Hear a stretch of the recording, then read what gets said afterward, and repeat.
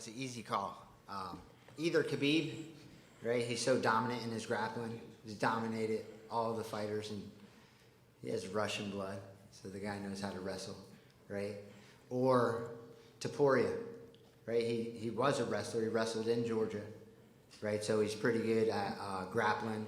You know, I felt him when I was training at Kill Cliff. He actually came in for one of his camps, right? And I've taken him down a couple of times and couldn't hold him down, right? So he's a really good grappler.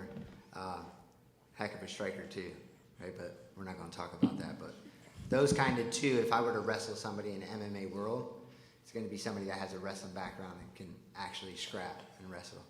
My dream matchup would be a guy who is very dominant in the MMA world, who kind of, in my perspective, picks on these MMA dudes in wrestling who I personally don't think would be able to last on a real wrestling mat.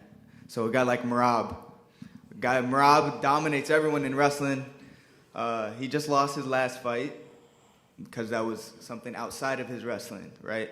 But I think I want to put him where he is best, and in his best arena, his best style, wrestling, on the wrestling mat, and see what he's really got, show the world what he's really got, and ultimately how good us wrestlers who do it for a living are.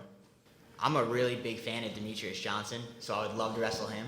I know he's retired MMA and he's been doing jiu-jitsu, so why not transition into wrestling and try something else?